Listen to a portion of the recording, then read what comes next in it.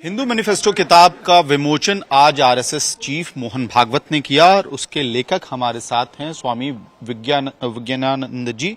Sir, सवाल यही Hindu manifesto नाम दिया है आपने, इसके पीछे थॉट क्या है और क्या मैनिफेस्टेशन है उस हिंदू राष्ट्र की भी, उसके लिए एक आइडियोलॉजी का ग्रंथ आप तैयार कर रहे हैं? देखो क्या है मैनिफेस्टो के पीछे उद्देश्य, मैंने उदाहरण दिया था ना, country whose young in men are inspired by glory of past, pain of present, dream for future, move and path of progress. ये रविंदो का वचन है।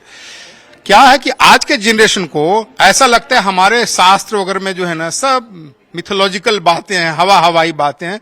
मैं उसको बोल रहा हूं हमारे शास्त्रों की बात को आज के संदर्भ में कंटेम्पररी तरीके से प्रेजेंट किया हूं ना, कि यदि देश समाज आगे बढ़ना चाहता है ना, तो उसको इकोनॉमी, जिसका पहला सूत्र है धर्मस्य मूलमर्थ, कौटिल्य सूत्र है, धर्मस्य मूलमर्थ, एक प्रॉस्पेरिटी फॉर ऑल, हम सबकी प्रॉस्पेरिटी चाहते हैं।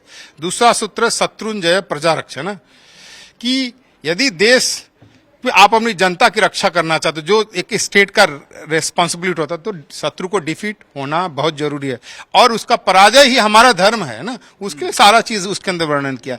तीसरा चीज है नास्ति विद्या समम चक्षु, आप इतना बड़ा देश है तो सबको अच्छी शिक्षा सर्वसुलभ होना चाहिए, अवेलेबल होना चाहिए, समाज और स्टेट का रेस्पॉन्सिबिलिटी है। और चौथा जो सूत्र है अविश्रम लोकतंत्र अधिकार, कि हमारा डेमोक्रेसी रेस्पॉन्सिबल होना चाहिए, अकाउंटेबल होना चाहिए टुवर्ड्स पीपल, है ना। लोकतंत्र शब्द है, प्रजातंत्र वर्ड नहीं है, लोकतंत्र अधिकार है। और उस लोकतंत्र में you are always responsible and accountable, उसका सारा हमने वर्णन दिया। तो 4 फाउंडेशनल सूत्र हैं। फिर अब सिविलाइजेशन की ओर आप मूव करते हैं तो पहला चीज how you treat your women, है ना, तो उसका अग्रयति उति Haryana, highest respect women.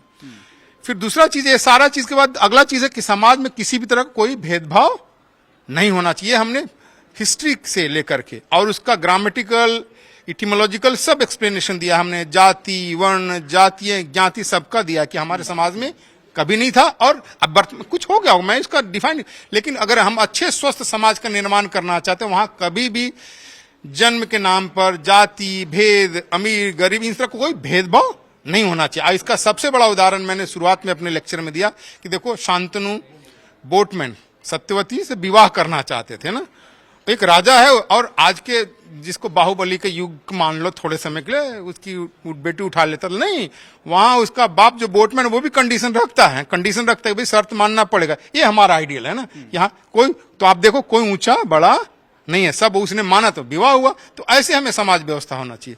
Finally अब फिर समाज तो कहीं रहेगा ना, तो आपको धरती, पहाड़, हवा, पानी सब शुद्ध होना चाहिए। यही तो हमारा शांति मंत्र है ना। उसी का तो हमने सर्वम शांति करके केयर फॉर नेचर दिया। अंत में हमने दिया है माता भूमि, रेस्पेक्ट फॉर द लैंड। और हिंदू केवल भारत ही नहीं, जहां पर भी जाता है वो इकोनॉमी, एजुकेशन, इनोवेशन, टेक्नोलॉजी में कंट्रीब्यूट करता है, तो पैट्रियोटिक होता है। तो हर जगह, हर कोई भी देश को आपको पैट्रियोटिक सिटीजन बनना पड़ेगा। नहीं हो गए, अगर आप एंटी नेशनल हो गए तो देश आगे नहीं बढ़ सकता। कमिटेड नहीं है तो आगे नहीं बढ़ सकता। अभी आपके एक बंधु को मैंने बताया ना, आप ही लोगों के बड़े सीनियर जर्नलिस्ट थे थॉमस फ्रीडमैन, उनकी एक बहुत पुस्तक में बार बार उदाहरण देता हूं, द वर्ल्ड इज फ्लैट का। वो थॉमस फ्रीडमैन ने बिल गेट्स से पूछा what is the secret of the success of China, तो बोलते हैं उस समय 25 साल पहले की बात है, तो कहते हैं Britney Spear of China is Bill gets.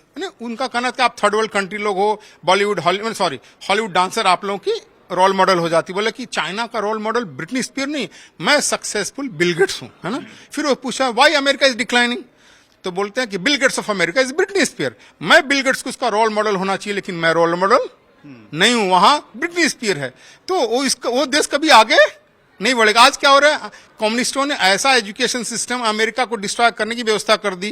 अभी ट्रंप उसी से तो लड़ रहे हैं ना, आप देख रहे हो ना, उन्होंने सबकी फंडिंग रोक दी। तो हमें अच्छे पैट्रियोटिक सिटीजन तैयार करना है और हमें ऐसे नेशनलिस्ट लोग पैदा करना है जो कमिटेड हो, तभी देश आगे बढ़ेगा। यही हमारा कहना है। सर, पिछले एक दशक से कम से कम एक हिंदू राष्ट्र की डिस्कोर्स डेवलप हुआ है, तो क्या उसमें कहा जाए, जिस किताब को मोहन भागवत खुद एंडोर्स कर रहे हैं आरएसएस के चीफ, तो एक टेक्स्ट बुक तैयार कर रहे हैं आप उस हिंदू राष्ट्र के लिए, और उसमें उस समाज में किस किस की जगह होगी? सबकी, ऐसा हिंदू राष्ट्र में सबकी जगह है। और जब आपने डॉक्टर मोहन भागवत जो परम पूज्य राष्ट्रीय स्वयंसेवक संघ के सरसंघ चालक हैं, वो तो बार बार कहते भारत हिंदू राष्ट्र है, भारत हिंदू राष्ट्र है। आप देखो by history, culture, tradition, population, culture, symbol सबसे हिंदू राष्ट्र है।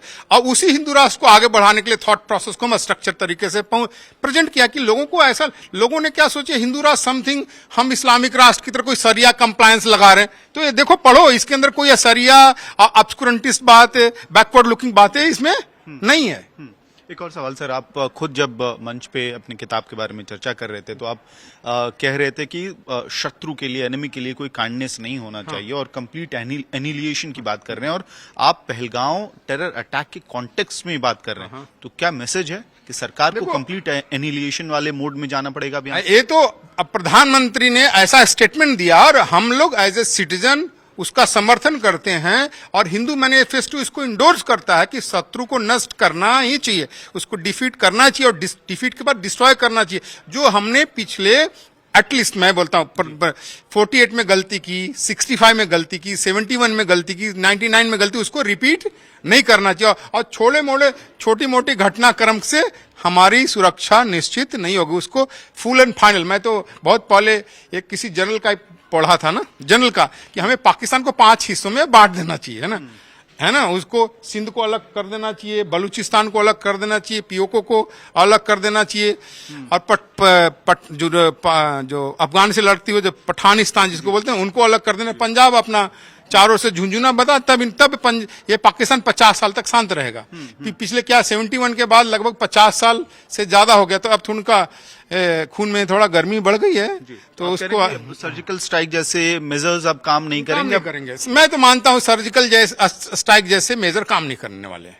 वो केवल आप अपने आप को खुश करने के लिए ठीक है, लेकिन अगर पाकिस्तान से डील करना है तो फाइनल सॉल्यूशन होना चाहिए। हिंदू मैनिफेस्टो के हिसाब से क्या फिर फाइनल मेजर क्या है? हिंदू मैनिफेस्टो तो यही कहता है शत्रुंजय प्रजा रक्षा, है ना, कि प्रजा की रक्षा करना है तो शत्रु को डिफीट करना होगा। ये डिफीट करना ही यही हमारा धर्म है, और उस डिफीट के बाद उसका डिस्ट्रक्शन बहुत इंपॉर्टेंट है, नहीं तो फिर वो बहुत इजीली बाउंस बैक कर जाएगा। ठीक है, हमसे बात करने के लिए बहुत बहुत धन्यवाद। तुम हिंदू मैनिफेस्टो के ऑथर हैं विज्ञानंद जी।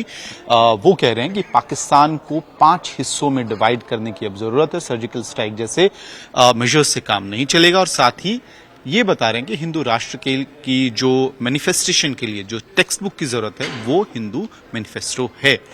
वीडियो सहयोगी रविकांत तोतावार के साथ मैं अमित भारद्वाज, दिल्ली आज तक।